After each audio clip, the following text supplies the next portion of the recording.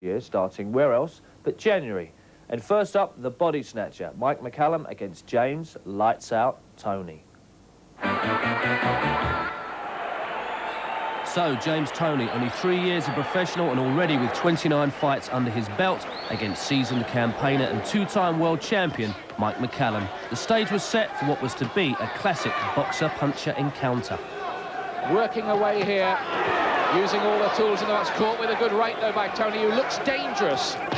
Oh, that's a good right from McCallum.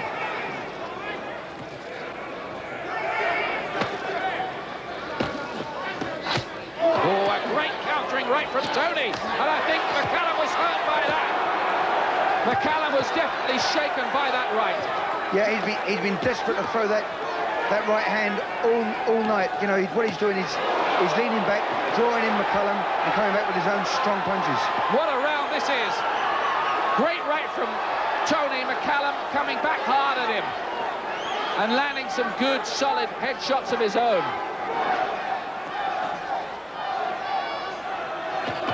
This is the 10th. Good right, Toney. Trouble for McCallum. Oh, and that took two. Bad spell for the veteran champion of the WBA. Well, champion till a few days ago anyway, till they stripped him. Well, that will encourage Toney. It had been the same relentless pace from start to finish, although the younger Toney finished the stronger and was to retain the IBF title on a draw. They were, of course, to box a rematch, which you'll see later in this programme. Now, one young man who's never in an easy fight and who is renowned as one of the toughest around is young Wally Swift. And when he fought the American Randy Williams, he was to suffer an incredible amount of facial damage. The softly spoken pensions administrator from Birmingham had to take a long layoff to recover from these injuries, but as you'll remember, later in the year, he was to be involved in their epic defence of his British light middleweight title against Andy Till. All praise to young Wally and Wally Senior for giving British fight fans a lot of entertainment over the years.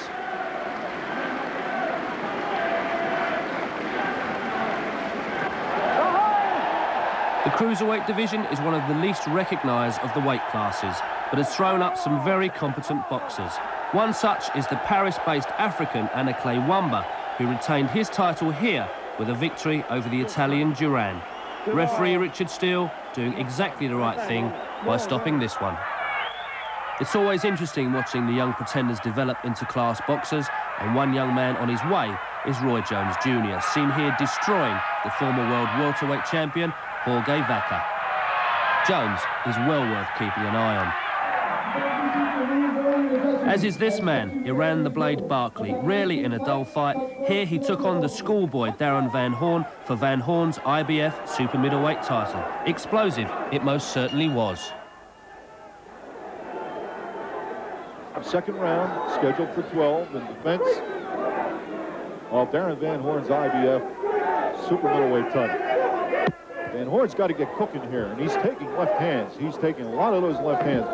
He's jabbing, he's trying to jab, but he's dropping his right hand. He's holding the right hand very low. And he's down. He's back. 2, 1, 5, 6. He is up at 6. He is up at the count of 6. He is definitely shaken. Here's Barkley with a right and a left. Another right hand. Firing away. A good solid right, a solid left. Van Horn is going to go again. He's going to go down. And there he goes. 1, 2, 3, 4, 5, 6. Again, up at the count of 6. Remember, no standing 8 count. No 3 knockdown rule. Here's Barkley, left hand, great left hands. Rounding away, firing, sensing victory. Trying to come back, rejuvenate his career. Trying to take a world title. Banging away, Van Horn taking some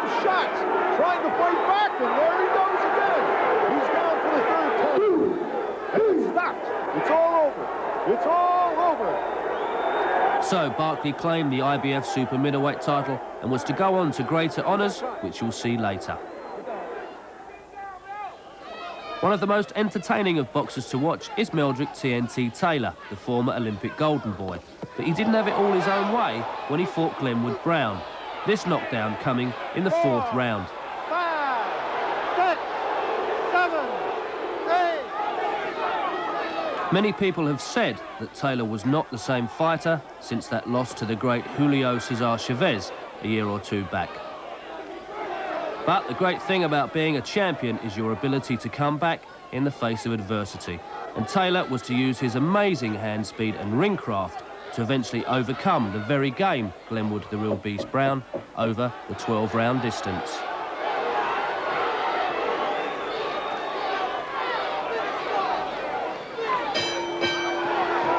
Come together. Good bout. Good bout. Taylor knew that he'd won, but in many people's eyes, he wasn't the fighter that he once was. And that was to be proven in the fight with Crisanto Espana later that year. Yeah, you got it. Oh, yeah, baby. Too smart for these guys.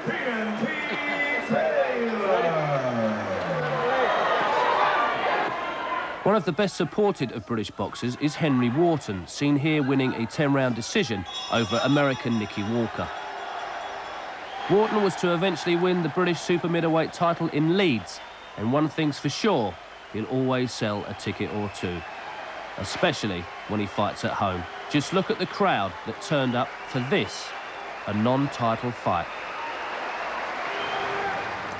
Whilst the trials and tribulations surrounding Mike Tyson continued, the heavyweight toing and froing carried on without him.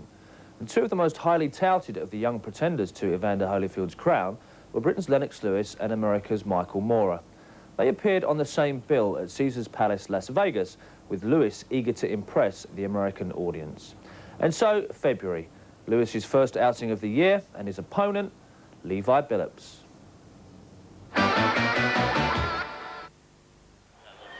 Lennox Lewis, looking as cool as ever and not unfamiliar with American fight fans, set about for another easy victory. Billups again with that puncher's chance, and Lennox undefeated 18-0 as they glare at one another as we get underway in round 1 of a scheduled 10-rounder. Sam, I had a chance to watch Levi Billups in sparring at the Hoover Street Gym in Los Angeles during the past week. Lewis going right at Billups, and he shows Billups, a football player, he's claiming a rabbit punch, the back of the head, a warning from Richard Steele. It was funny, Billups, the ex-pro football player, nearly tackled Lewis. This is round number 8. I was going to say, Sam, I think the Lewis camp's disappointed that Levi Billups is still here in round 8. I've got Lewis ahead by 1 point, and I would surmise that the judges probably have Lewis slightly in front. This fight was anticipated probably to get some rounds, but certainly not 8. And certainly many of those that were judging. Sam, you mentioned that eye. It looks like it's cut again or opened up, Lewis's eye. And that may be why he's stepping up his pace. Many at ringside, they asked, how long do you feel the fight was go? By the way, the trunks of Billups, you see the white tape that they put around the top of the trunks now to keep them secure. Big left hook a second ago by Lennox Lewis. He's definitely gunning for the knockout. Referee Richard Steele came within an eyelash of getting cocked with a looping right hand by Lewis as he ducked in there to encourage the fighters to fight on. And Billups does. Big right hand glances off of the head of Lewis. Billups comes back with a combination. Lewis digging body shots to try to keep him off. I thought for a moment there that Lennox Lewis was a little groggy, Sam. The pride of Britain, Lennox Lewis. So, win number 19 for Lewis. Back in February, we weren't to know the importance Razor Ruddock was to play in later events. He was just concerned with beating Page. You see the time remaining inside of 25 seconds now to go in round 8.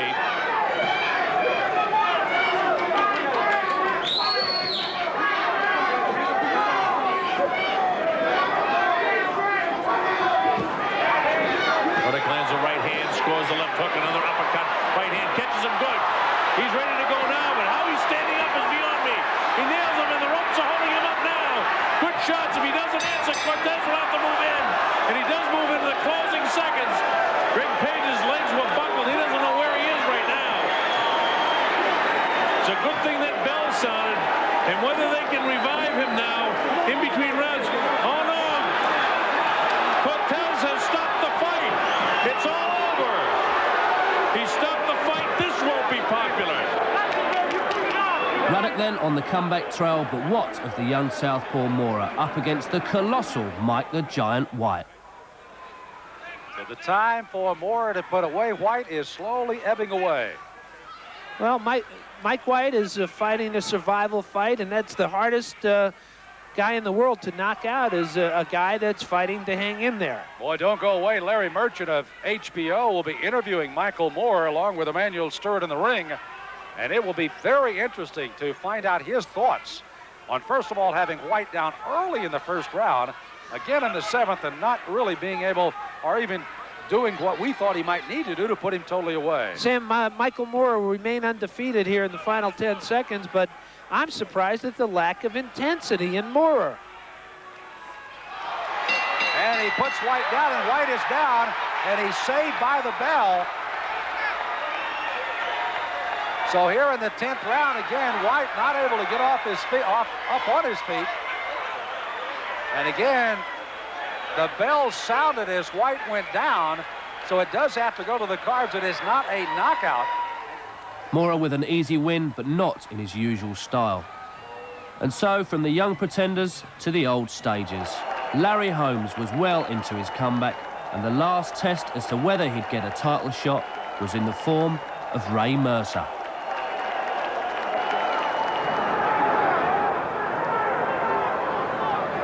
1 minute remaining in round one. Uh-oh! Uh-oh! Holmes in trouble, possibly. Here's Mercer coming in, unloading a right. Holmes in trouble, a left and a right in the corner. But here's Larry Holmes trying to fight his way out.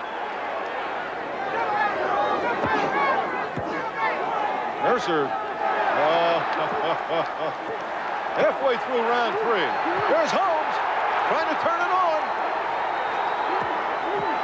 Hitting the jab, going to the body, going to the head. Harry Holmes, left, right.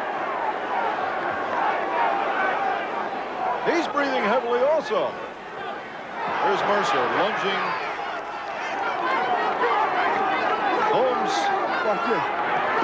is now in a corner again, and he's taking some shots. I'm not putting He's talking to the camera. He's conducting an interview. Here he comes. Ray Mercer definitely frustrated at this point. 15 seconds and counting down. Holmes has done a brilliant job tonight. 10 seconds.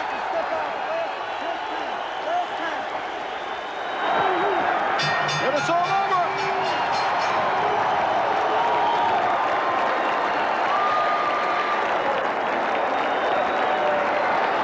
Unbelievably, the granddad from Eastern Pennsylvania had the victory, and with it secured a shot at champion Evander Holyfield. Meanwhile, one of Holyfield's former opponents, Bert Cooper, was also showing that there was plenty of life left in him.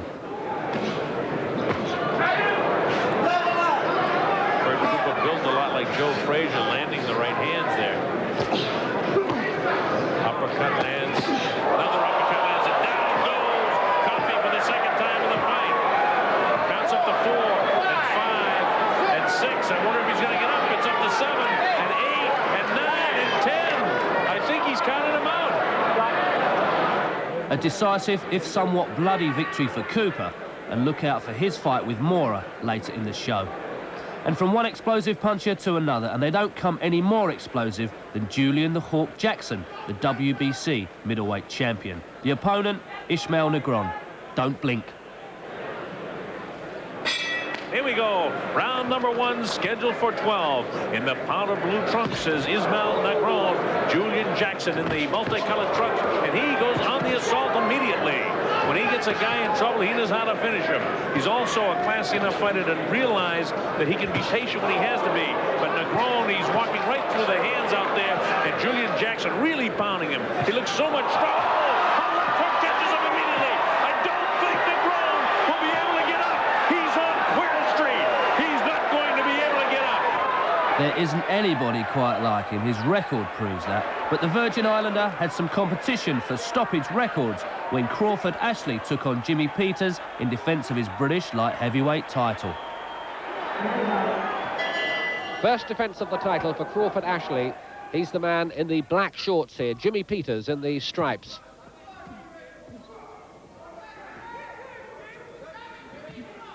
Good stiff left jab there right at the start of the contest from Crawford Ashley. And finding the range well straight away. Looks very, very sharp. Good right hands there, thudding through. And Peters looks a bit bemused and bewildered by this. Fast start here from the champion. Very impressive. And these are bad moments already for Jimmy Peters. He's got to get out of there, off those ropes. Right hands thudding through. And Crawford Ashley looks in the mood to maybe finish this off quickly. Peters hasn't thrown a punch so far, and it's stopped. It's all over. My goodness me. Jimmy Peters does not know what hit him. He was simply taken apart there. So, an easy night's work for Crawford Ashley. You're watching Ringside's review of the year 1992. Join us after the break when it's Fenech v Nelson.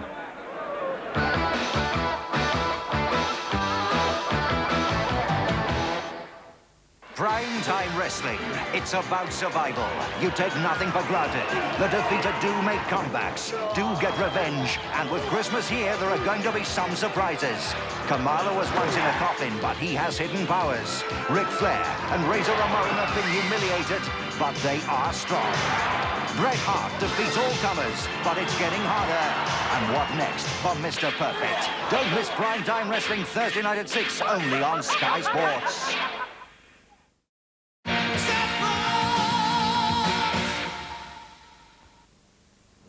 Welcome back to Ringside's review of the year 92 here on Sky Sports. One of the two most eagerly awaited rematches for this year was the showdown between Azuma Nelson and Jeff Fenech. Last time out in Vegas, they boxed a draw with the Australian Fenech feeling he was robbed. Second time around, he had home advantage and a rain-soaked crowd approaching 38,000 to cheer him on. Could the amazing Nelson prove his greatness once and for all, or would Fenech bring a ray of sunshine to the stormy skies above? It's March, it's Melbourne, and it's time to set the record straight, one way or the other. Jeff Fenech of Australia, one of the greatest boxers from that country, against the Lion of Africa, the extremely talented but unheralded Azuma Nelson. It was to be another epic encounter. Fenech with a body punch, good little left hook back from Nelson. Nelson, who says he wasn't really in proper shape for the first fight. He said he'd been suffering from malaria before it and had a bit of an injury as well. And this time he says, I shall finish off Fenech inside 7 rounds. Well, we'll see.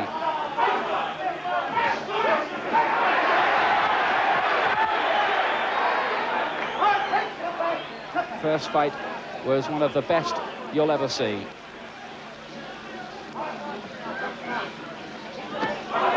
Oh, and he's got him with a right over the top.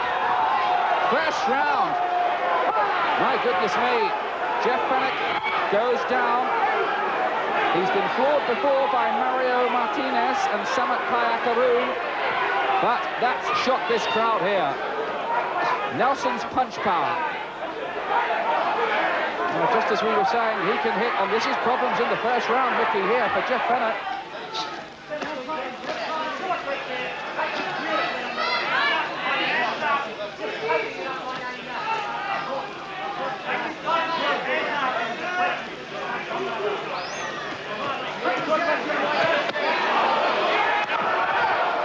That's only a slip this time. No, I don't agree with that. Oh, well, this is controversial. Arthur McCanty is now counting this as another knockdown. He makes Fenech take a standing 8 count. Well, we'll have a look at the replay at the end of the round, but it was hard to discern the punch that was responsible for that if it was a clean knockdown. Halfway through the 8th round. And they're back on that favourite little square foot of canvas. It really is the fight in a telephone booth. Oh, yeah, this is a rough fight now. Fenech leaning on, pumping away with body punches, and just occasionally back comes Nelson with a wicked left hook like that one. There he is. He's rocked him. Now Fenech's going, and he's down again. And this is trouble. This is trouble in the 8th. And he gets up too quickly. And boy, he looks bad. He just shook his head to the corner. Nelson might finish this here. He's good at doing it. There's no doubt about it. Fenech is shaken up, and he's going to be stopped. It's all over. Oh, and rightly so. Nelson, in round 8, has pulled off one of the great wins of even his illustrious career. 38,000 disappointed Australians, a handful of extremely happy Africans, and a boxer who had proved his talent once and for all. From one of the best to one of the greatest ever, Thomas the Hitman Hearns, who had decided to defend his light heavyweight title against the newly crowned super middleweight champ. Things, however, did not go according to plan.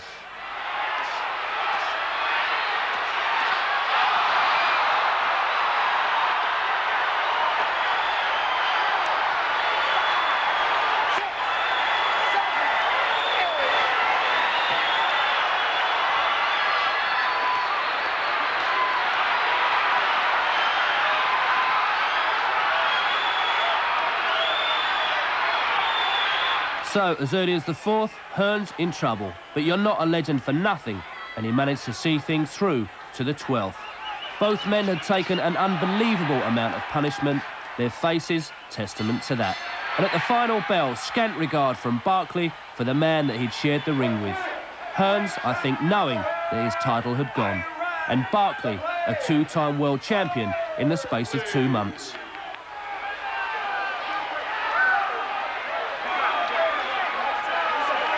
On the home front, another of Mickey Duff's hopefuls, Richie Woodall, against an Australian who had certainly talked a good fight. Gaudiosi will be trying to get in range and close down the range to let go with some body punches, but on the way in, of course, Woodall will be looking to pick him up with crisp punches like that. He's throwing some nice shots.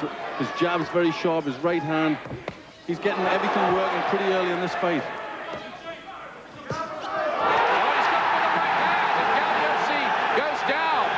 Success for Woodall in the first round, and he might not get up, the Australian. I don't think he's going to. It's all over in the first round. Well, that is really a turn-up.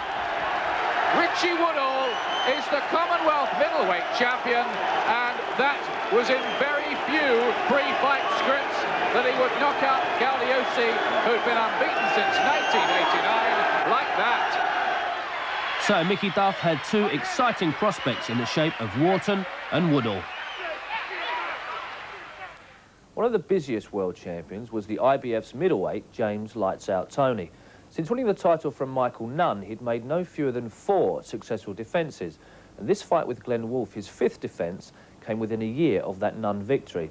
He'd had the draw with Mike McCallum, a disputed decision over Dave Tiberi already. And yet here was April, and he was having his 3rd fight in 4 months. Confidence is obviously something Mr. Toney doesn't lack, and we'll see more of him later on in September. So, this is April, and here's the fight with Wolfe. So, Toney, the middleweight division's busiest boxer, and one of the most unique for having a woman manager in Jackie Callan. Toney goes to work on Glenn Bad Boy Wolfe, and was this to be as awkward a fight as McCallum? By the 3rd round, the story had unfolded. Nice left by Toney, followed by a right.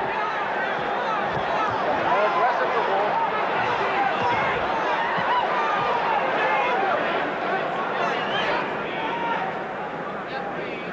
And then covering up again to save some energy.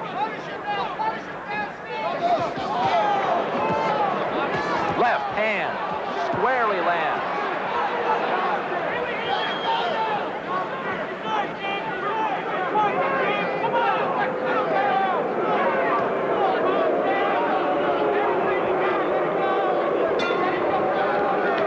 The crowd obviously weren't happy, but Toney was. Another successful defence, a unanimous points decision, and another payday.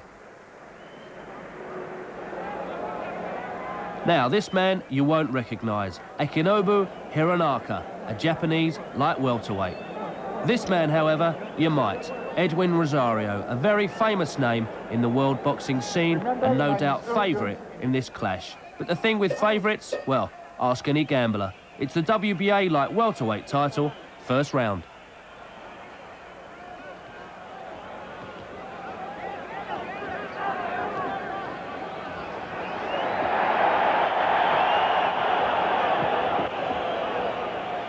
Rosario looking for openings and right away scores to the head of Hironaka. Hironaka has come to fight though.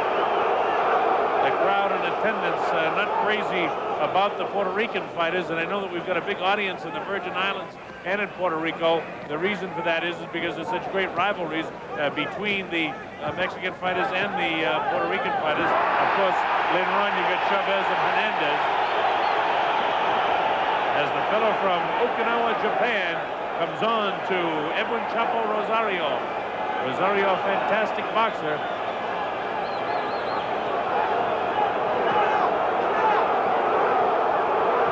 And the fellow from Okinawa giving a lot of pressure to Chapo right now in round number 1, landing some shots. Chapo has to hang on, and Hironaka scores downstairs. The third man in the ring, Ernesto Magana, separates the two fighters. Chapo nails him and then gets hit by a shot. Rosario looks like he's ready to go. He's hit again, his legs are gone. As the challenger comes in, he's really nailing Chapo Rosario in major league trouble here. He's in more trouble right now than a tight walker in a windstorm. No! They stopped the fight! It's all over! Akinobu Hironaka wins the WBA Junior Welterweight Championship. And from one demolition to another. Yes, it's that man again, Julian Jackson. No first-round KO of Ron Collins here, but with Jackson, it's just a matter of time. This is round 5. And right now, Collins, oh, he's nailed with the left hook. And Jackson waving at him. What's it going to take to put him down? He hits him again and he won't go. Right hand gets through. What Collins should do is hang on.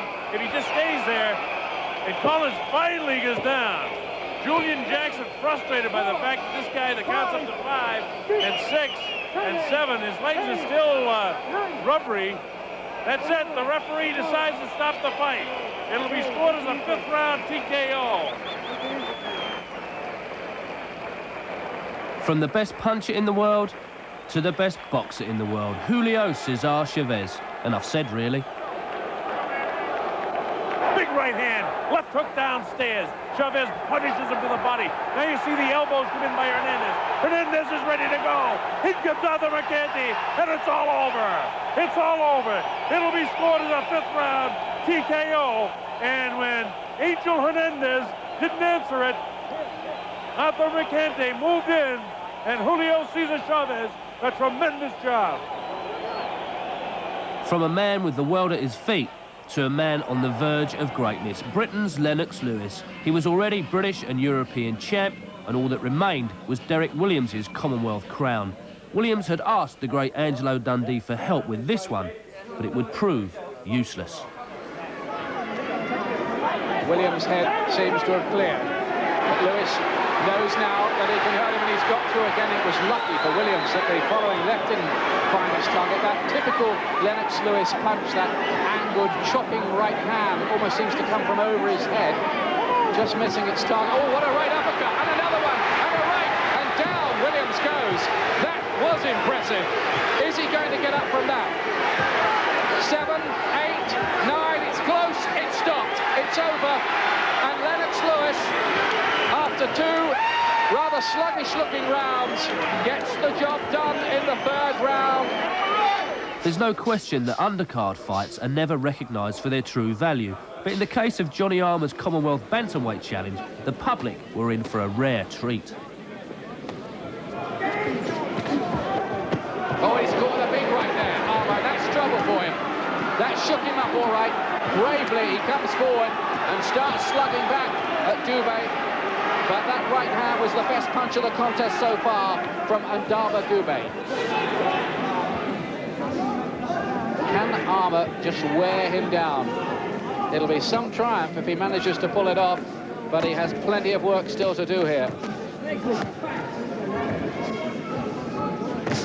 He's looking a little more desperate, the African. He's starting to stand, to trade a little bit, to try and throw some hooks and get a little bit close, and yet he doesn't seem to have the snap to carry that off.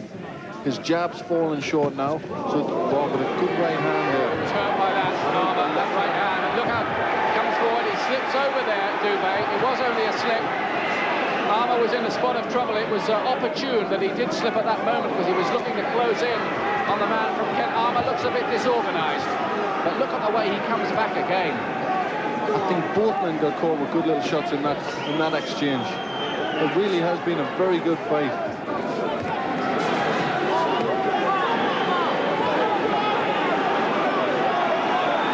The eye damage gets worse under Dubé's left eye. He looks a tired fighter now, Dubé.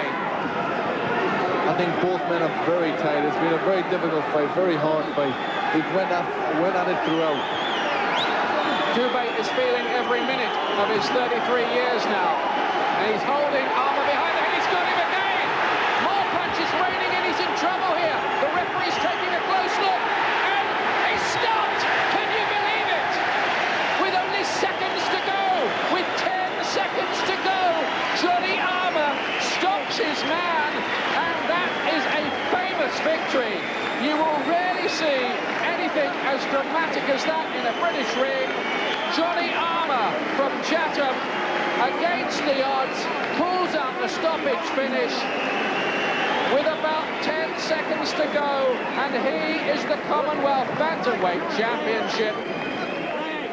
The Royal Albert Hall had seen some fair old tussles over the years, but here was a contest from days gone by.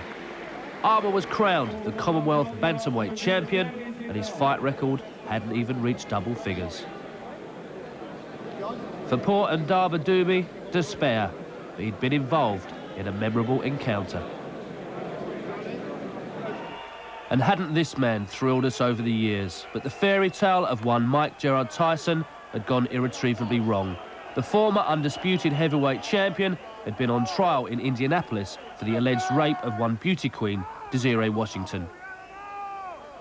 The papers had written about little else for months. The ongoing saga continued. Was he guilty? Was he a victim himself? Was Washington fully aware of what went on in that hotel room? For Mike Tyson, it was to be the end, for April saw Tyson convicted and jailed. The Marion County Court had given its verdict, and Tyson was to be incarcerated in an Indianapolis prison for 6 years. I only hope that one day we see Tyson in the ring again, but for now, he remains.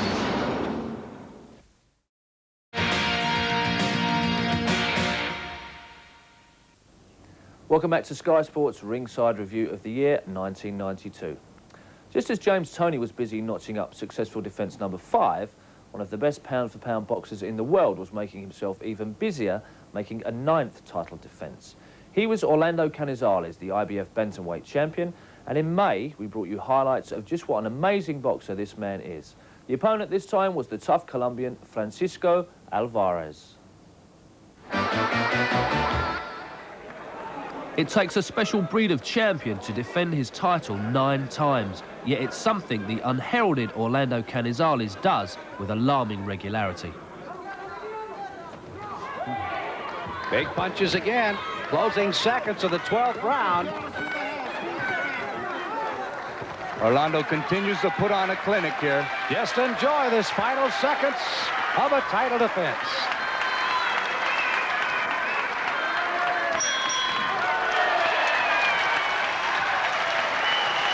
Alvarez had thought he'd won, but the judges told the truth of the matter, and Canizales looked forward to his 10th defence.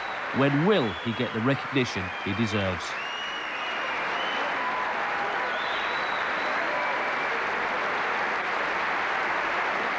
And from one prospective great to another, terrible Terry Norris, undoubtedly one of boxing's classier acts. Here he fought Meldrick Taylor, but at Norris's preferred weight of light middleweight, not Taylor's beloved welterweight. Would the extra poundage prove too much for Meldrick? A right and a left, and another right by Norris. Taylor goes down.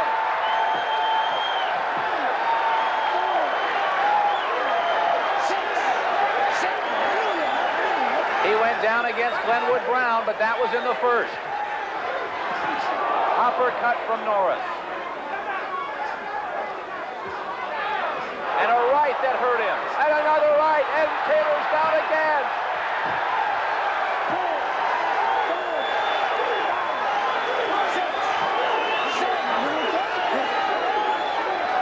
Taylor wants to end it, and he doesn't have much time. Less than 20 seconds.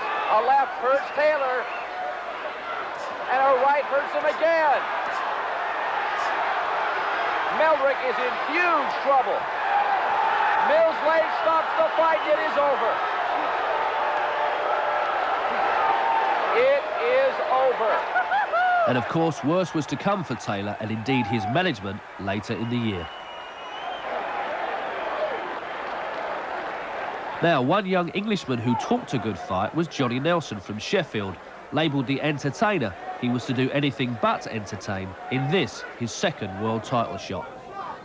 But in a word, pathetic performance. Big shot by James Waring. He's got Johnny Nelson hurt. He is hurt and pounding away.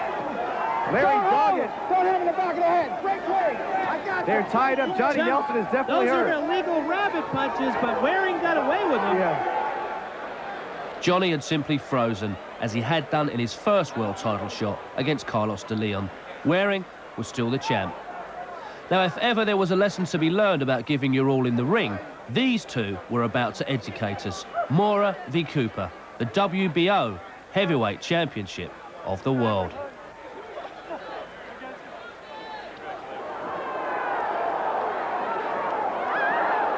Cooper, who's glimpsed glory, and he's got Mora groggy here on the ropes. What about this in the opening round? And the referee was stepping in as Mora sinks to his knees. Has to take the 8 count. What a start to the fight. Cooper has Mora in a lot of trouble early on. Can he go in and finish the job off here? Mora, not for the first time, shaken up. Remember, Everett Martin had him down in his last fight. Cooper letting go with those short, characteristics little hook of his. But he mustn't get careless, because Mora can punch pretty hard back, as we've seen before. He's a chilling puncher, in fact. It looked like Mora was getting over that punch. It was a good right hook that put him down. But the referee gave him an awful lot of time to recover. And Cooper come out of his corner. He got a lot longer than 8 seconds. Mora, who came into this fight as a troubled man, and he's come back with that punch there to put Cooper down. Some fight this already. First round, both of them down. Cooper back on his feet very, very quickly. Has to take the out count. He says he's okay. You wonder what's going to happen next here. It's what the Americans like to call a slugfest. And look at Cooper going for it again here. And Mora is down once again. I think there he took the option of going down. And I think it was only one punch that actually put him down. But he was under such a fusillade of punches there that he decided to take a visit to the canvas to gain some respite. Cooper's working well to the body, but just getting caught with them short little right hands from Mora.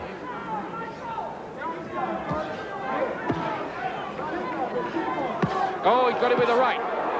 That was a big punch. And Cooper is looking a bit dizzy now. And now Mora's turned the tables, and he's got him. He's got him with a finishing left. Last minute of the round. 6 is the count. 7, 8, 9. Is he going to make it? Oh, it was a marginal decision, a very marginal decision. Are you all right? You're not all right, says referee Joe O'Neill. It is all over, and Michael Mora is the WBO heavyweight champion of the world. He allowed Cooper to kind of punch himself out and turn the tables spectacularly. Michael Mora, down twice, comes back to win, and Cooper, after doing so much, is beaten. Chances are you'll never find a more entertaining heavyweight contest, but just wait until November. The young, explosive southpaw Mora was at last a world champ, and for my money, although a bad liver outside the ring, one of the most ferocious inside it. One of Britain's most entertaining of boxers is the North East's John Davison. John had already had to turn down a world title opportunity because no television company thought him worthy enough to warrant coverage. But just a few months later, the chance for European glory surfaced, and Sky Sports thought him worthy enough to have a crack at the title. It meant travelling to France to face the tough former circus entertainer Fabrice Benechou. And so June's first ringside featured the tough, no-nonsense John Davison in that European title quest. Never an easy task for a British boxer fighting abroad, but Davison was certainly hyped for this one. Benechou, however, was calm and thoughtful and proved to be a very awkward opponent for John. This is the 8th round.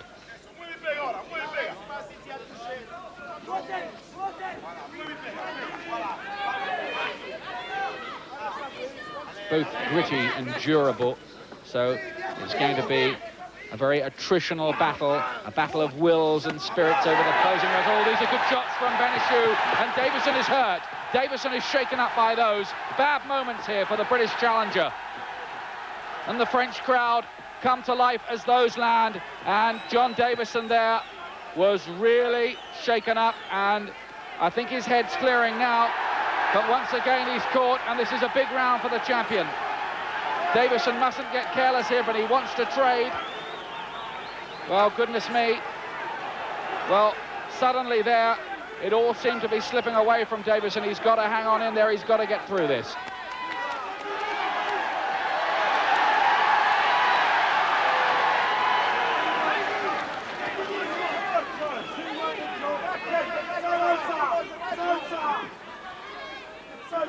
See, Benechou does it right. He comes strong at the end just to catch the judge's eyes. Seconds remaining now, and they've almost, these two, fought each other to a standstill. There is the countdown. Last 15 seconds. Davison comes forward again, head shot, body shot. Almost to the point now where every punch could be vital. And there goes the bell to end it. It's going to go to the scorecards.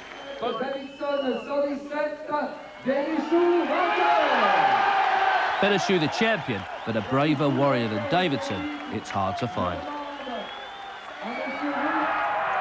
Another Briton had to travel overseas to defend his title, and that was Ireland's Dave McCauley. He stepped in the ring with Rodolfo Blanco. On the line, the IBF flyweight title.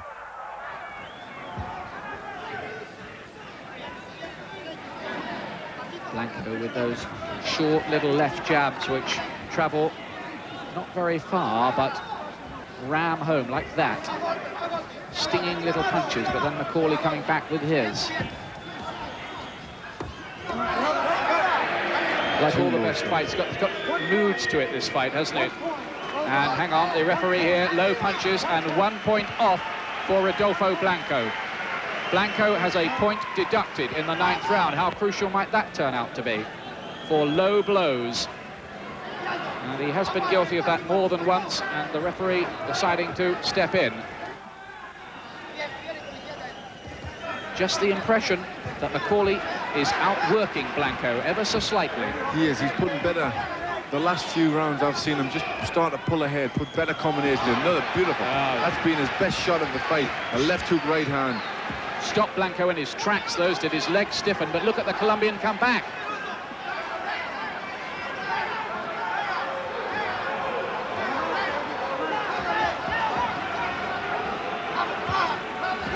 I mean, these two men are certainly two very tough and two very proud fighters. Magnificent contest, this. Toe-to-toe exchanges. And McCauley going in with some very heavy punches to the head in those exchanges, too.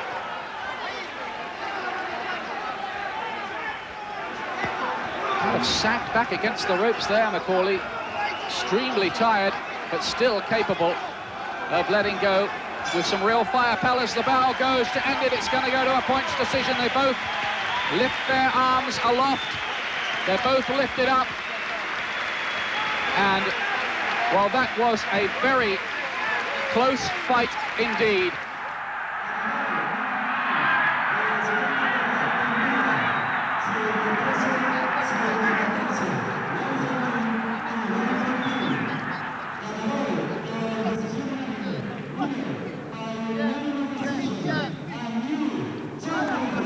almost got it.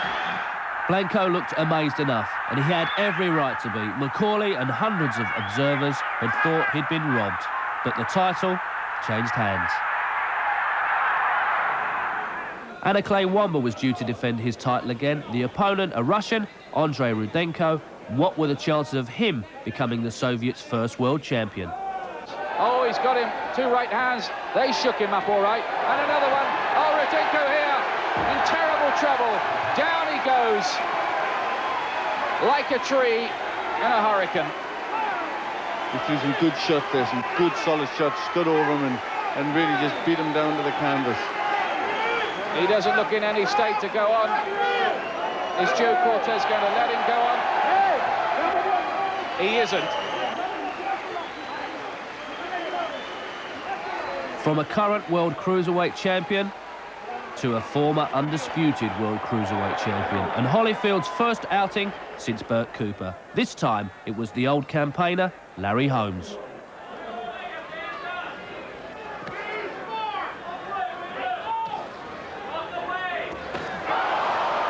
Good right, Holyfield. And another one. Good right.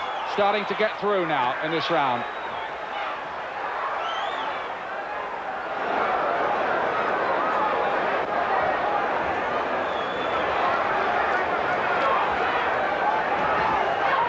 Holyfield is one of those professionals who just always seems to find a way to win. He has been shaken up in the past, notably by Cooper in his last defense.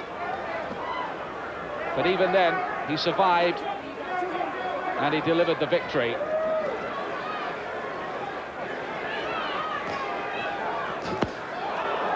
Ooh, that's a good right hand from Holmes. And another one.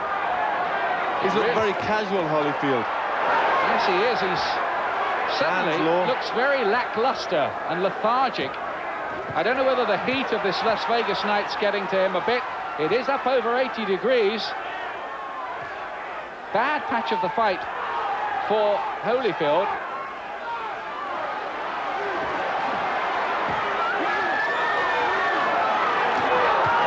Back comes Holyfield at him, refusing to be dominated.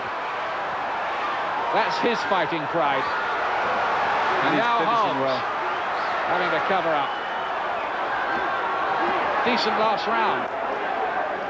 A very good last round. Lots of action for a 12th round in a world heavyweight title fight. Last 10 seconds. Blood still streaming from the eyes. It's all over. It'll go to the judges. A very hard night's work for both of them. And so Holyfield had dispatched of both granddads, Foreman and now Holmes. And as you know, he was to make one more defence later in '92. To see that and all the year's other great action, rejoin us after the break.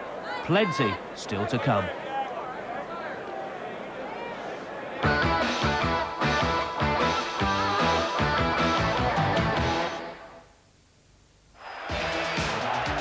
In Ringside Remembers, British boxing's greatest stars of yesteryear relive the blood, sweat and tears, the pain and the glory that gave them a place in the annals of boxing history. Ringside Remembers, New Year's Eve, 9:30 p.m. on Sky Sports.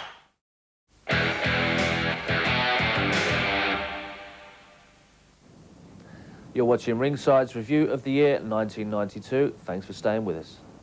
Now, if I mention the name Patterson, all you armchair fight fans would shout the name Floyd. But surely we couldn't be showing the great man kicking off our show in July. Or could we? The answer was yes, for it was Floyd's adopted son, Tracy Harris Patterson, that drew the headlines for his WBC Super Bantamweight title challenge against France's Thierry Jacob. Could Floyd's boy create history by winning the crown, thus enabling the historians to enter into their books the first boxing father and son world champions? The first show in July brought you the answer. It's a unique thing in boxing to have a former world champ as a dad, let alone a second. But it was to prove inspirational for Floyd's boy. Patterson all over. McCandy could possibly stop this one. And he is ready to stop it. It is all Patterson. Morrison. And that is it. It is stopped in the second round. They could go to sleep in Calais, France.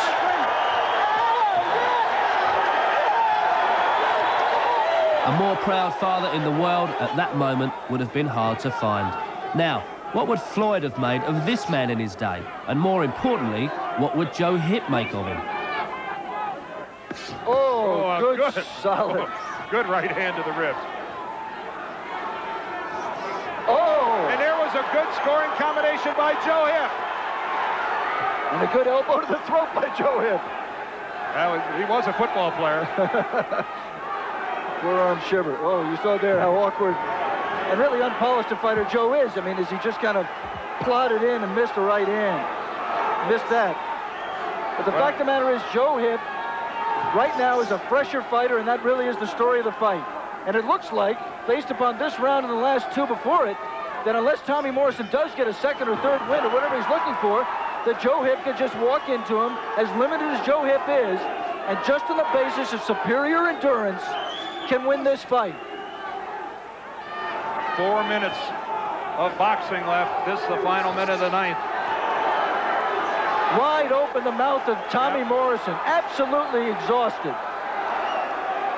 Nothing but that jab. I mean, you know, he is got a little bit of snap in the jab, but that's just not enough to keep Joe Hipp off him. And now Morrison's cutting the mouth. Blood from the mouth of Morrison. From that mouth that's been wide open for so long, and that's he's all busted up. And that's how it gets cut.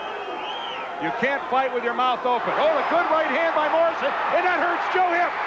Joe Hipp is in trouble. Joe Hipp is down. A right hand from Tommy Morrison staggers Joe Hipp. He's up at 8, and that's the end of the fight. Dick Drekulich stops the fight. And Tommy Morrison summons the power today, and it saves him in the 9th round. A tough one for the battle-scarred Morrison. A broken jaw and broken hands to boot. Back home, Gary Jacobs was set for a defence of his British welterweight title. The opponent was Dudley's Robert Wright, and we were to see Jacobs back at his best.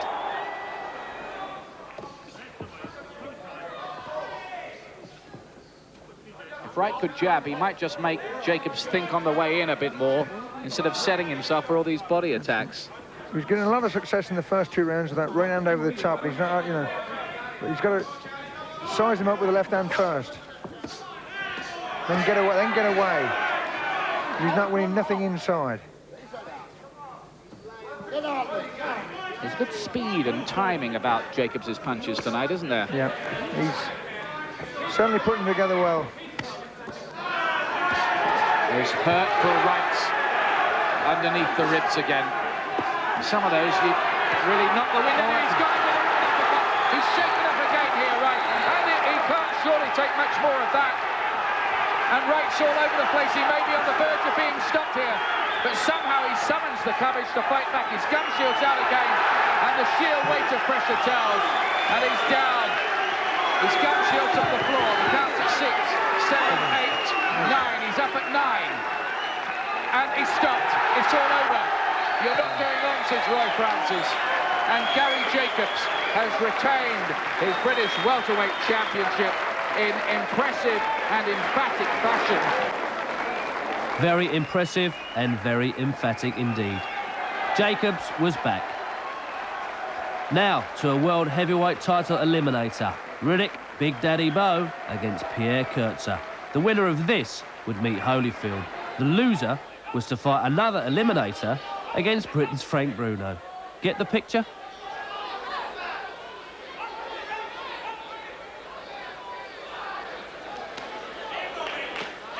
Good left by Bowe, and a nice right answered by Kurtzer, who is being more aggressive. Trading punches in a furious first round. Under 30 left in the opening round. A right by Bowe. They are going after one another. Bowe got tagged.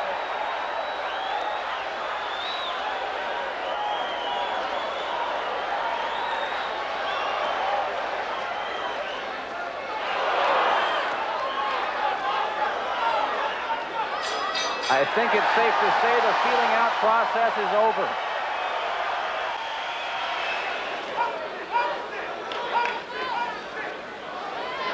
It is slowed down a bit. Big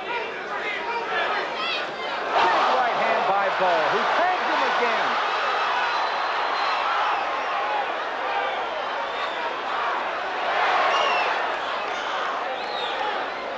Is there any question now that Kuchar can take a punch?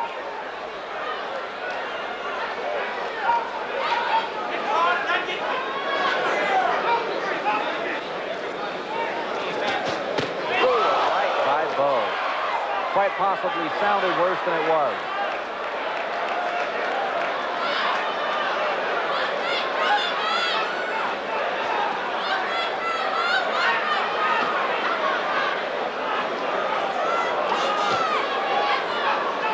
Well, Bo is earning his money tonight. He's only going to make about $200,000.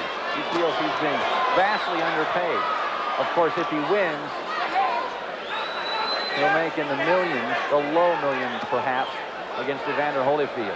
Blood really pouring from Kuchar's right eye. No matter who Evander faces, he's going to take some punches come November.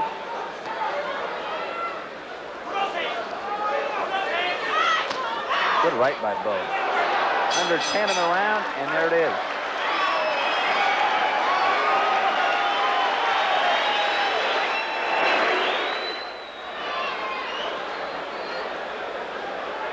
With this fight, they're staying close, and a nice combination rocked Kuchar.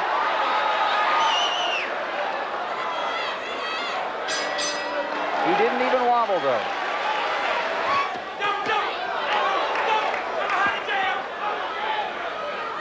That punch didn't land squarely, but still just the weight and power of Bo pushed Kuchar back.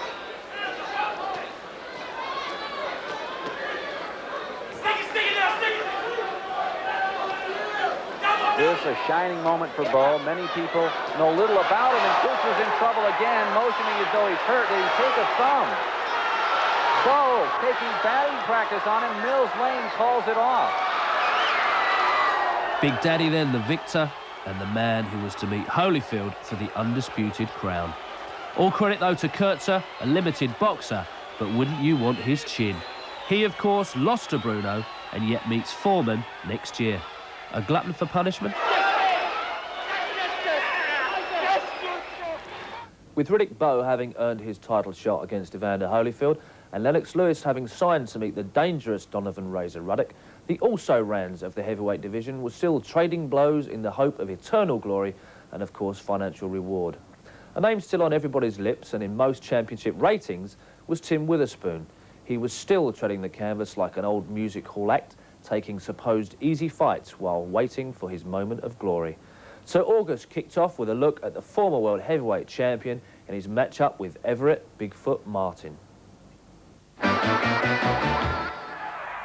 Terrible Tim against Bigfoot. I'm not sure of Martin's shoe size, but one of them was to live up to their nickname. Witherspoon's optimism was sadly lacking. Tim looking very tired this 10th round.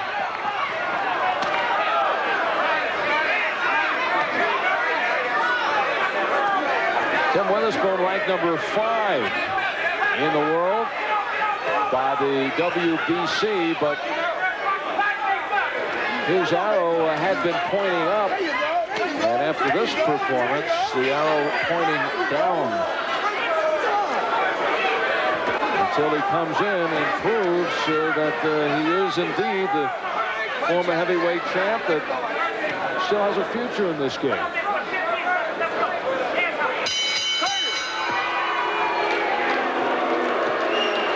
Well, the crowd here at the Palace, 10,000 strong, voicing their opinion. The chorus of boos, the same chorus of boos we heard after the first and the second, and all through to here at the end of the fight after 10.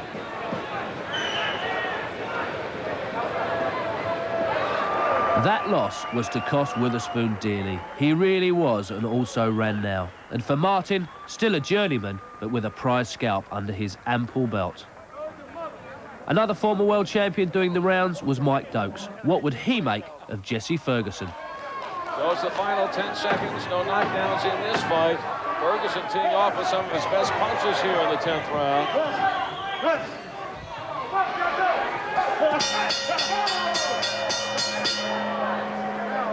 Well, you knew this one would go beyond the bell. Ferguson wants at the Dokes, but I think it's just to congratulate him for 10 rounds, and that is the case. One thing boxing does for you, you earn the respect of your opponent.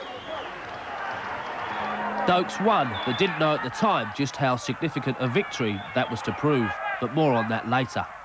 Now, a real heavyweight with prospects was still endearing himself to the US audience and having a warm-up fight before that run-it clash. He was Lennox Lewis.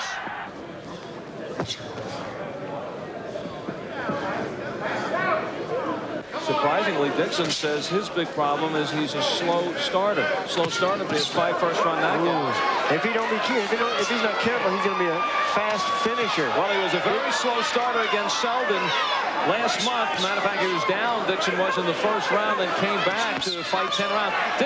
And Dixon is just standing right in front of Lennox Lewis. There's no movement on Dixon's part. He right now is a standing target, and he's being measured by Lewis. That was a big wake-up call for him in the Selden fight, and hopefully in this fight, that'll be a wake-up call. He had his mouth open, and he got hit right on the side of the jaw. And Dixon must start throwing punches. Right here, Lewis is just clobbering him. Or he must move.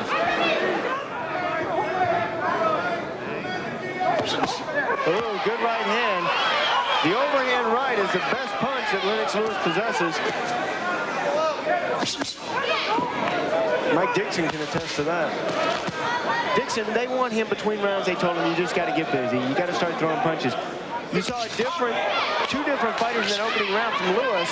First of all, he started boxing cautiously, carefully around Dixon.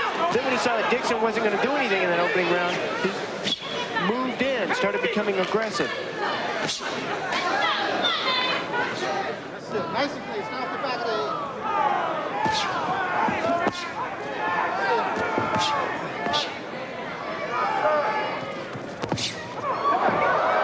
And there goes Dixon sliding here in the 4th. Big right hands, you know. Dixon's just getting cleaned out here. Yeah, he's covering up, and I think he's ready to go. I think he's ready to go now. Did the referee stop this? No. Well, he did stop it. I think it's time for him to stop it now. You know what? Dixon's not even in this fight. It's silly for this fight to go on. You're right. Although, I know Rudy Battle is on top of the action. He's saying, do you want to be in this? I think I give him one more chance. I think he should be stopping it now. Right. Because he's going to just get hurt. That's all. Dixon does not go down, but that is it. Rudy Battle has waved it off. Dixon saying why. Good boxing ability, Lennox. Can't take away anything from him. Razor Ruddock, commentating from ringside, said he was unimpressed. Wasn't he to eat his words? Now, jumping down a few divisions, we saw another class act, but often ignored for his achievements, James Buddy McGirt. This man deserves some credit. His opponent here, Oscar Ponce.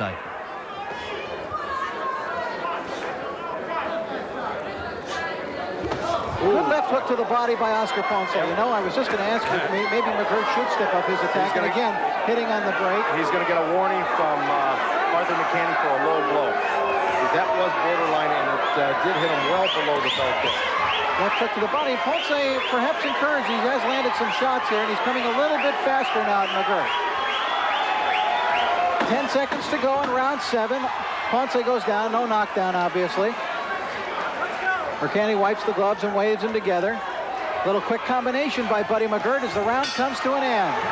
And Ponce seems a little happy. Got a chance to fight that round. And look at him wave to the crowd.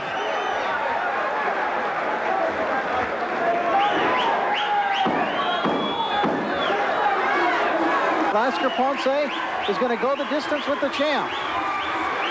And he's still throwing at the end of the fight. Still missing, but still throwing. There's the bell. End of the 10th round. End of this fight. Buddy McGirt, a class act. And all credit to Ponce for lasting the distance. McGirt brought August to a close. We're off for a break. And yet another of those long-awaited rematches is just around the corner.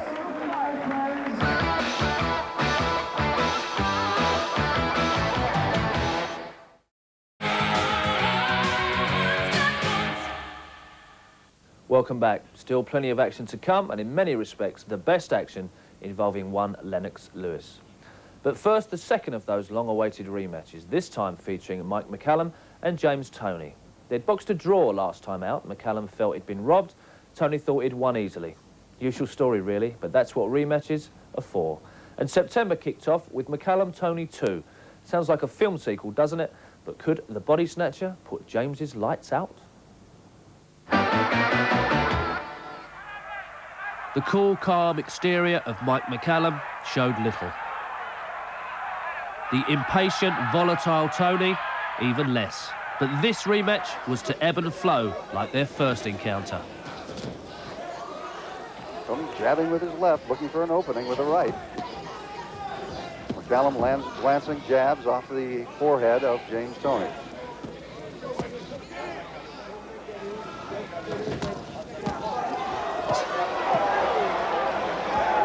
And I have to note in these early goings, James Toney's punches once again very crisp, very hard. If this does go 12 rounds, those punches could easily wear down Mike McCallum.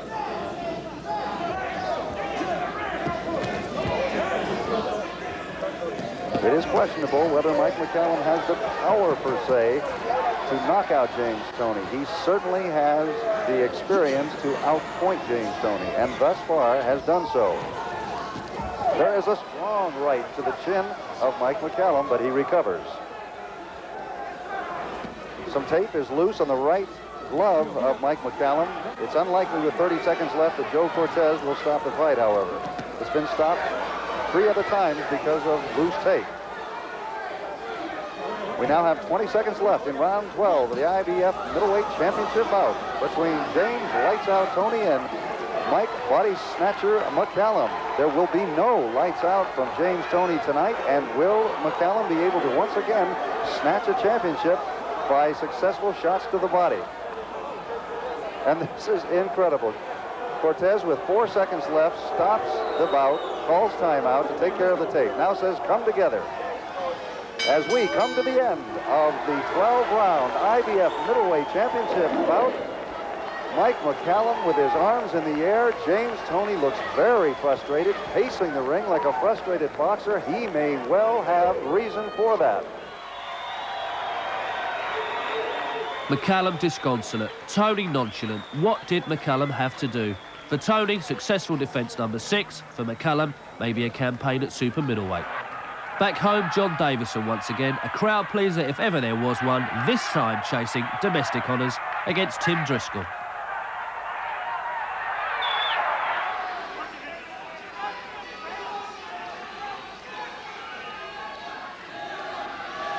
Fairly astonishing fighter, Davison. Oh, he gets through there with a body shot and drops Driscoll. Good body shot. 7 is the count. 8, he's up at 8. Now it's changed. Good body shot from Davison. And is Driscoll starting to totter? It's certainly rousing. Oh, caught on the way in. Walked right onto a big right hand from Driscoll. Got straight up, smiles at his own stupidity almost, Davison, as if to say, what a Charlie I was then, walking into that. He isn't hurt by it, though. And there was no count. It was a kind of flash knockdown.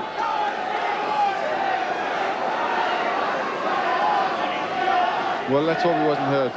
If he was, he jumped straight back up, which wouldn't have done him any good.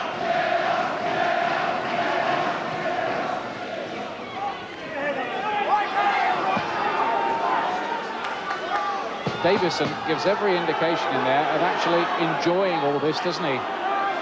Well, having been a friend of him, I can tell you that he does enjoy it. He's a tough old character. There's John Davison. He didn't even start boxing till he was 25. Preferred football till then. And as I was telling you earlier, a pro only just before he was 30. Had a good amateur career too. Disgusted not to be picked for Britain's Olympic team. Well, he says that was the reason that made him turn pro, otherwise he'd have been happy in the amateurs. But he was just disgusted with it. Corner haven't done a bad job at all on that cut of Davison's. It's holding out. Yes, they've done very well. It stood up the last couple of rounds. Driscoll's nose was broken.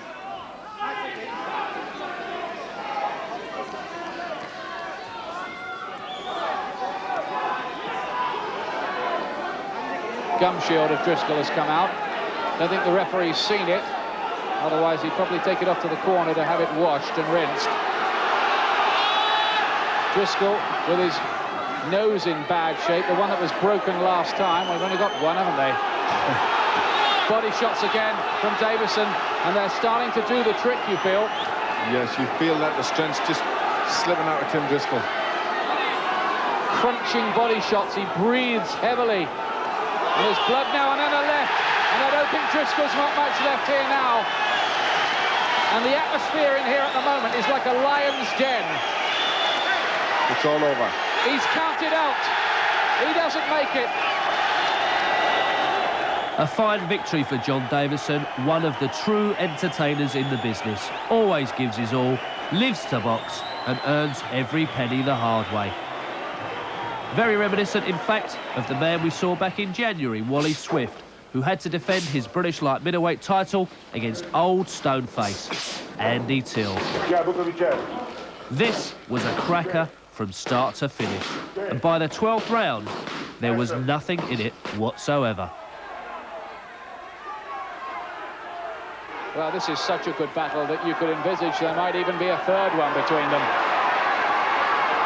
Yes, well, that's one possibility. We haven't looked at the possibility of a draw. Now Till trying to unload, pin Swift on the ropes, but Swift refusing to be dominated.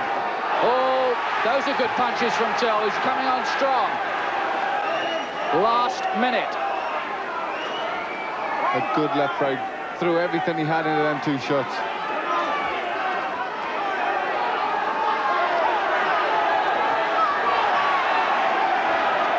The bloodied, one-handed champion, Swift. The courageous bulldog spirit of Andy Till.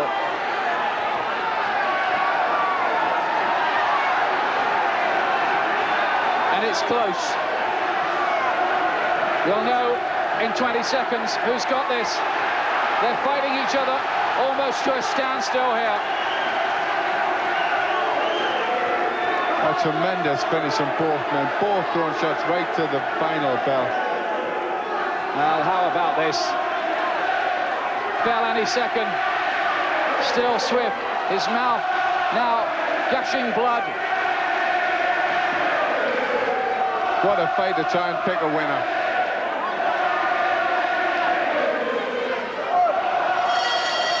The bell goes to end it, and Till has got it. Andy Till is the new British light middleweight champion.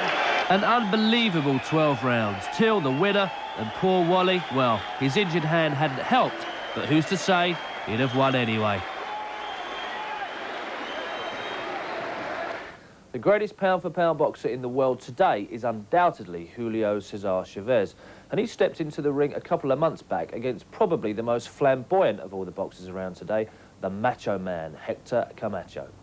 There was a lot of money resting on this fight, as well as side bets and a Lamborghini motor car for the winner, and in some cases there was a sense of national pride, for Chavez had stated that he couldn't return to his native Mexico if he was to lose. So the month of October kicks off with a needle match, if ever there was one. The king of the ring versus the king of the catwalk. Enter one Julio Cesar Chavez, unbeaten in 80-odd contests. Already waiting, the flamboyant, some might say eccentric, Hector Camacho. Could Camacho's speed evade the onslaught of the mighty Yves Saint Laurent for Camacho? All of Mexico rejoiced. The boxing idol continued his unbelievable unbeaten record. And records are what Duke McKenzie is all about, for a victory over Jesse Benavidez would secure 3 world titles at different weights. Benavidez scoring with a sharp little right there, but nearly all the scoring in this round has come from McKenzie, and he's got him. He's got him. And Well, Benavides suddenly looks a little bit shaky. Now, is this being counted as a knockdown or a slip? It certainly was a knockdown. Now, some coins have been thrown in the ring. I think some people thought that that wasn't counted as a knockdown because the referee certainly didn't make it clear. He didn't appear to administer a count to me. 20 seconds to go. McKenzie tripling up on the jab. And McKenzie finishes strongly. This is better work from him right at the end of the round. Probably the most impressive burst that either of them produced in the round there from McKenzie. As there, the Rose about to end it. A hug of mutual admiration at the end of 12 battling, grueling rounds. But has McKenzie done enough? The answer was yes. History was made and Duke McKenzie's name entered the record books. If anybody deserved the recognition, it was Duke.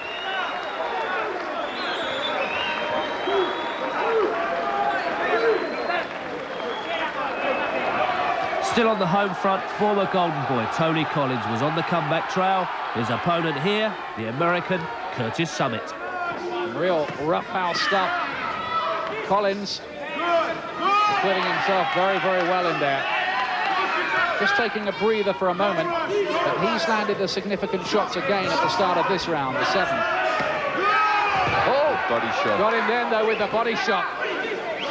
Well, this is another little twist to the plot. And that might swing things back against Summit's way. That hurt him. Now, how much has he got left in the tank? How much did that punch take away from him? So it's got him again. That looked like another knockdown. He stopped it. He stopped it. Well. A premature stoppage, but surely the writing was on the wall for Collins, although we were to see him again in December. And so to one of the most eagerly awaited events in Britain, the WBC heavyweight title eliminator, Lewis v Ruddock. No one could have foreseen how this one was to go. He's never been in this deep before, Lewis. Oh, that's a good overhand right, and Ruddock is down in the opening round. And he's hurt by that. What a sensation. Is Ruddock going to get up? He does, but unsteadily. Lewis has him down. What a big round for Lennox Lewis. Well, how about that? Absolutely thunderous noise in here. Can Lewis build on that fantastic opening round? Remember, though, that Razor Ruddock has got off the floor to win before. He did it against Bone Crusher Smith. Oh, and Lewis gets through again. He's got him. He's going to be down again here, Lewis. Lewis is down. Ruddock is down for the second time. He's up at about 3. They'll take a mandatory 8 count. Lewis could finish this early. This is explosive stuff here from Lennox Lewis. Ruddock is looking for angles to try and explode his bombs, but it's all Lewis, and he's got him again. That is it, I think. It's all over. It's over. Lennox Lewis has done it. Lennox Lewis will fight for the heavyweight championship of the world. Second round finish. Stunning stuff. Stunning stuff indeed. Lennox Lewis, now of course the WBC heavyweight champion of the world. Don't go away, plenty more to come after the break.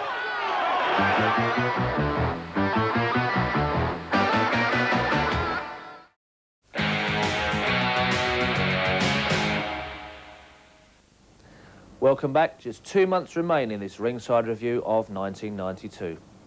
The run of bad luck and often robbery when British boxers fought abroad had continued, with something like 14 boxers returning to these shores without a victory among them. Britain's Gary Jacobs, who earlier in the year had regained his British title, was next on the Europeans' hit list as he travelled to Paris to try to claim the welterweight crown. His opponent was Ludwig Proto, who with home advantage was sure to be the favourite. So November kicked off with one of the most controversial of decisions as Jacobs tried to turn the tide of defeat in Europe. Jacobs had fought brilliantly beating Robert Wright earlier in the year, But these European ventures often leave the class acts like Jacobs with that robbed feeling. This was no exception. 15 seconds remaining.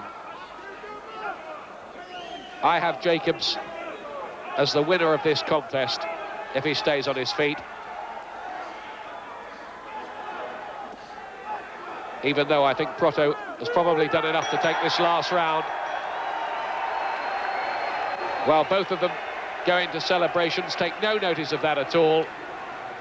And I'll be fascinated to hear how this has been scored. I have Jacobs a handy winner of that. And the winner is Proto. Well, I did warn you about what happens when you fight abroad. Quite frankly there, Gary Jacobs was robbed. Ian Darke, absolutely right. When will something be done to iron out this ever-increasing problem? One man who looked like he didn't have a care in the world was the real deal, Evander Holyfield. He looked confident for his world heavyweight title defence against Big Daddy Bo, who, it seemed, could feel something coming in the air.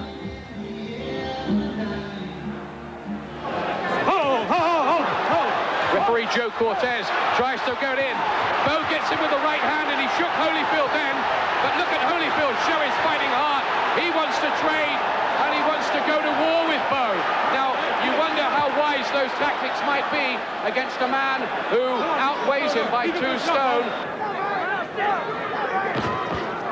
But it's very close up to now, and I give Bo that last round a good right hand there. Was a good right hand, and Holyfield is hurt by that. And the right uppercut. This is trouble for the champion. He looks a bit open. Bo crashing home the punches now. And these are troubled times for Evander Holyfield. He cannot take too many more of them. Riddick Bowe, on my scorecard, in the lead at the moment by a couple of points with 3 rounds to go. But that last round was pretty tough to score. Oh, big jab from Bowe, and he's looking to follow it up with the right hand. That really knocked Holyfield's head back on his shoulders, that jab.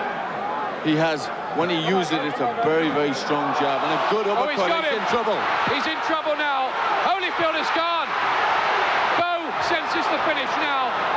Holyfield is all over the place, and there's a long time left in the round. Holyfield is fighting for dear life in there now. Bad moments, and this where the title changes hands. It looks like it. The referee may have to dive in. Holyfield is covering up, and what amazing resilience from him. Well, it's a mark of his fitness and his determination that he survived that, because Bo has threw everything to finish this, and Holyfield comes back with the right hand. How on earth Holyfield stood for that, I don't know. Holyfield goes for broke. Oh, he's hurt again. Holyfield's hurt again. Bowe is the man with the heavy weaponry, and Holyfield this time will take a count. Bo did very well there. He just dipped under there and come out with right hand. Holyfield is on instinct now, and I think not even he can get through this. Surely Bowe, surely this time is going to do the job, isn't he? Holyfield hangs on. He's fighting on courage alone. Bowe, I'm afraid, has just got too much power for him. Holyfield has hit him with everything he's got. Bowe soaked it up, and the difference has been in firepower.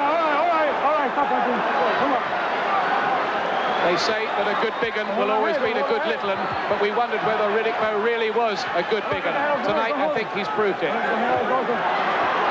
He certainly is. And he certainly proved all the doubters who thought that he didn't have heart. He certainly got bags and bags of heart. Everybody in the arena in the closing seconds is getting to their feet. The bell goes. They don't hear it. Bowe raises his arms aloft. Holyfield, I think, knows he's been beaten. He's been around long enough not to go into any phony celebrations. And unless we are very much mistaken, Riddick Bowe has taken over here as the heavyweight champion of the world. And take over he did. Pure elation in Bo's camp, a worthy winner. But hats off to Holyfield, who had had his fair share of knockers all down the line, but for me, showed just what a true champ he was by taking as much and giving as much back as he did. For Bo, well, you know that story. On the undercard in a non-title fight, the man most heavyweights choose to ignore, Michael Moorer.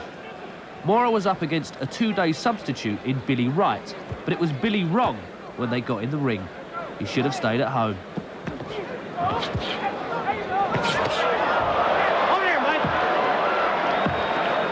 That punch couldn't have travelled more than 12 inches. It just shows how explosive Moorer is.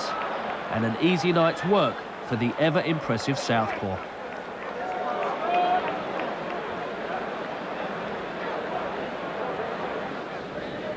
Also on the undercard, a future Hall of Famer in Poison Junior Jones. He took on Jose Quirino for the USBA bantamweight title. Well, you've all got to start somewhere. It was to prove just as short a night's work for Jones as it had for Moorer.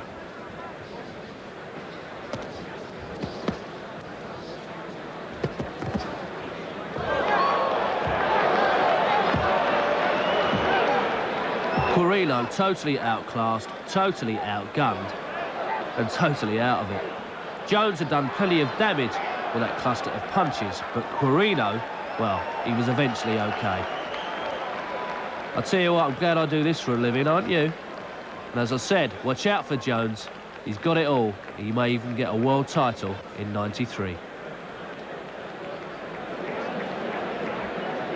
Better?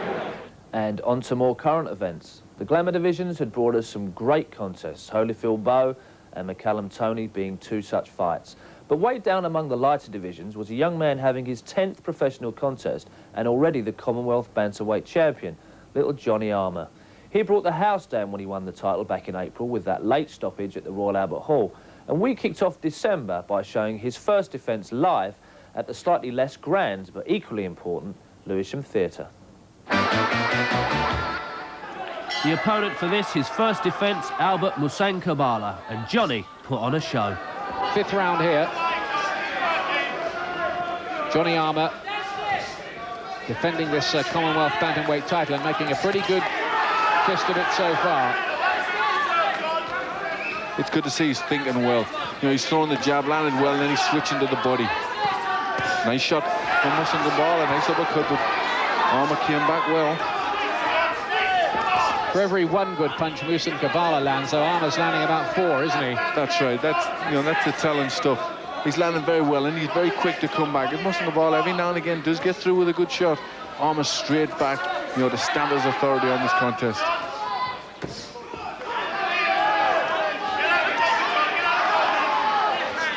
Again looking open, and again head punches raining in. And you have to take your hat off to the resilience of Musankabala.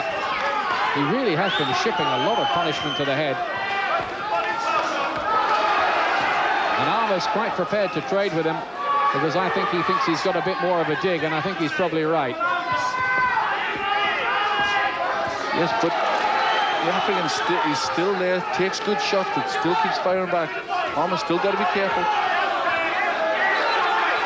Musankabala's tactics here seem to be to just keep working, throwing punches, and hope that somehow Armour runs out of gas. Yes, I think that's what he's trying for. It doesn't look as if he has a really tremendous... Oh, he's got him. He's got him here, Glenn, with that right cross. That was a peach of a shot. And it's over. He's not letting him go on. Larry O'Connell steps in, and I think that was a good decision because Musankabala's eyes were in orbit. Armour falls into the arms of, first of all, trainer Bobby Neal, and then Nicky Duff, who's taken over as his manager in the last few months, and he has successfully defended the title. And look at this again, Glenn. Yes, good referee to stop it. He was just taking some good shots there, Musankabala. You know, he's and beautiful, and he fell forward, and when they do that, fighters, they're very badly hurt. Just a week later, it was time for that man again, Stoneface. Not the prettiest of boxers, but surely one of the toughest. Till really on top in a big way in the second round. Former champion at this weight, Harold Graham, watching with Glenn McCrory now at ringside. Quick comment from you, Harold. How do you see this? Well, I see this fight. Toney's going to lose it if he doesn't pick his shots now and start moving, using the ring all the time, because he's being cut down. He's being cut down. He's got to use the ring to win it. It's starting a bit now, but this guy, here he goes again. Good 2 rounds, he'll stop it. If he carries on like this. Blitz from Till, and Collins is down. And Harold Graham's prophetic words coming immediately true. Dave Parris administers the count, and Collins is in trouble in this fight. He's a young man who's had a lot of hard fights in his career, and he's under heavy bombardment here, and he may go again. He's looking to trade, but Till shows every signs of wearing him down. Collins is not throwing a lot back. The referee is looking on closely. And the 22-year-old is on very unsteady legs indeed. I think this is going to be stopped any second if it carries on like this. I think you're right. Collins has got to get off them ropes. He's got to tie his man up, which he's trying to do now. He just stood there and allowed Till to really open up and hit him with lots of shots. He's in desperate trouble now. There's a long time to go in the round as well, Glenn. This started off right from the word go. He's been on the floor. He's down again. Well, the ropes, only the ropes kept him up, and I'm surprised that wasn't counted as a knockdown. He undoubtedly would have fallen there, but for the ropes. Yes, Till's catching with everything. It's all over. Andy Till has done the job in the 3rd round, and he did it in such an emphatic fashion. I don't think that was in anybody's script. And all those tough fights that Tony Collins has had in the past, I'm afraid, just caught up with him there. But take nothing away from Till. That was a super performance as far as he was concerned. Till just keeps getting better, as do the fights on ringside. Remember, just this week, what a classic. The 11th round.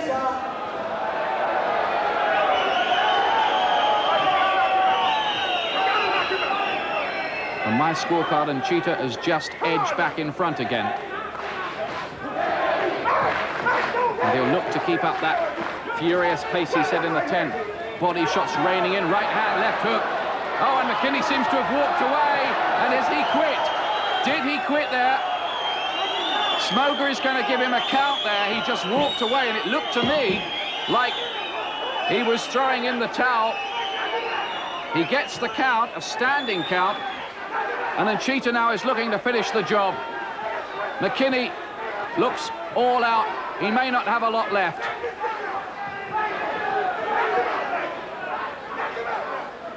And Cheetah is closing in for another successful defense. He looks strong now. McKinney bravely finding the punches to come back. He did look as if he turned his back and quit. That was a bit of a reprieve for him, quite honestly.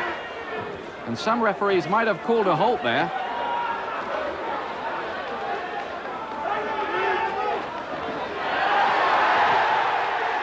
Well, McKinney brave enough here. He's finding the punches again to come back into the contest. This is some comeback from him. Hasn't Cheetah just punched himself out for the moment?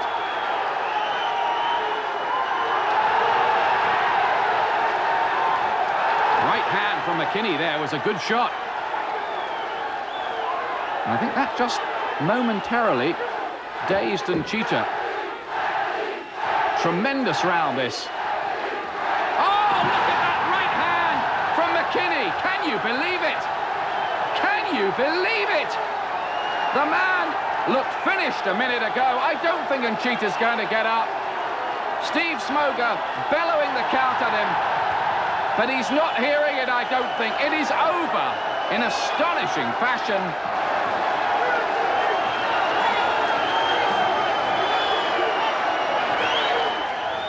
And so there you have Ringside's review of 92 and highlights of all the best boxing action seen here over the past 12 months. For me, Lewis Ruddock was easily the most celebrated and, in the light of recent events, the most important of this year's fights, with Holyfield-Bowe my moment of magic despite Bowe's activities since. But let's remember, he is the man who beat the man, who beat the man, who beat the man. and what a sad year it was for him, Mike Tyson. But on a more merry note, join us next year when we'll bring just as much exciting action as you've seen this year. That's all from us. Continued festive fun, and have a great new year and 1993 from everybody on Ringside. Bye for now.